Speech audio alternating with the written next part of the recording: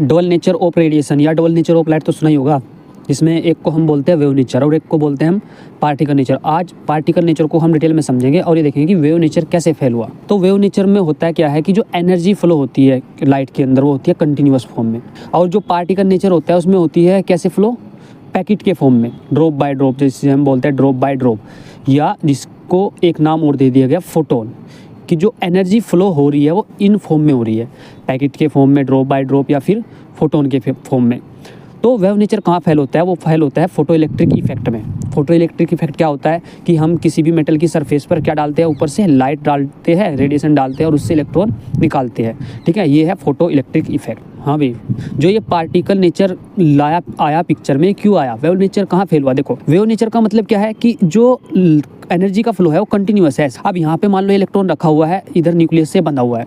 अब अगर मैं इस फ्लो को बढ़ा दूँ, मतलब धीरे धीरे मैं फ्लो बढ़ाता जा रहा हूँ, तो एक टाइम ऐसा जरूर आएगा कि ये इलेक्ट्रॉन यहाँ से निकलेगा। बोलो निकलेगा कि नहीं निकलेगा। बट एक्चुअल में प्रैक्टिकली ऐसा नहीं हुआ, इलेक्ट्रॉन नहीं निकला। कब तक नहीं निकला, जब तक इस पानी की एनर्जी नहीं बढ़ाई गई।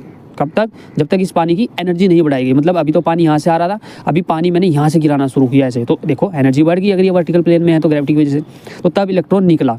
बट कायदे से अगर देखा जाए तो भाई तेरे पास पानी की टंकी है, पानी है, ठीक है, ऐसे पानी उससे फ्लो कर रहा है, तो उसका अगर पीछे से प्रेशर बढ़ा देगा, यानी कि पर सेकंड निकलने वाला अगर तू पानी बढ़ा दे, तो जिस ऑब्जेक्ट पे तू वो पानी मार रहा है, मतलब वो एक टाइम बाद अपनी जगह से खिसकना चाहिए, ये वेव नेचर बोलता है। बट ये ऐसा नहीं हुआ, यानी कि वेव नेचर क्या हो गया यहाँ पे फेल। तू खुद देख यार, धीरे धीरे तू पानी बढ़ाता जा रहा है पर सेकंड निकलने वाला, तो ये यहाँ से इलेक्ट्रॉन अपनी जगह से हटना चाहिए बट नहीं हट रहा, तो वेव नेचर हो गया फेल।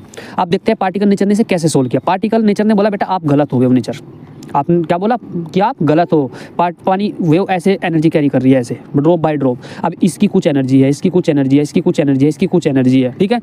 और वेव जो पार्टिकल नेचर है इसने बोला कि जो एनर्जी है ना एक की, ठीक है, जो एक की एनर्जी है वो रफ्तार बढ़ाने से नहीं बढ़ रही भाई। अगर तू मतलब पर सेकंड निकलने वाला पानी बढ़ाएगा तो पर सेकंड निकलने वाली ड्रॉप बढ़ जाएगी। पहले 10 निकल रही थी, तूने रफ्तार बढ़ाई इसकी पानी की तो 20 हो गई, लेकिन एक ड्रॉप की जो एनर्जी थी जितनी वो पहले थी उतनी ही अब है। क्या है, जितनी पहले थी उतनी अब है। मान लो इलेक्ट्रॉन रखा हुआ है यहाँ पे, ठीक है, जो कि बाउंडेड है बाय न्यूक्लियस, तो एक फोटोन इससे टकराया, ये एनर्जी का पैकेट टकराया। अब इसको निकलने के लिए ज़्यादा चाहिए, मान लो इसे चाहिए 5 इलेक्ट्रॉन वोल्ट, इसकी है 2 इलेक्ट्रॉन वोल्ट, तो ये नहीं निकलेगा, ठीक है। दूसरा टकराया, उससे भी निकलने का, तीसरा टकराया, इससे भी नहीं निकलने का। क्यों, क्योंकि सबके पास ही 2-2 इलेक्ट्रॉन वोल्ट है। बट इस केस में तो निकलना चाहिए था ना वेव नेचर में, तो वेव नेचर इसलिए एक्सप्लेन नहीं कर पाया और पार्टिकल नेचर ने एक्सप्लेन कर दिया। तो फिर भाई ज़्यादा एनर्जी बढ़ाने से कैसे निकला। मान लो ये पाइप जो है ना यहाँ ना होकर ऊपर कहीं यहाँ पे था, यहाँ से पार्टिकल ड्रॉप बाय ड्रॉप आ रही है, तो इसकी एनर्जी जो है ना पर फोटोन एनर्जी वो 10 इलेक्ट्रॉन वोल्ट हो गई। तो इसको चाहिए कितना निकलने के लिए 5, पीछे से कितना आ रहा है 10, तो तब तो निकलेगा, ऑब्वियस सी बात है।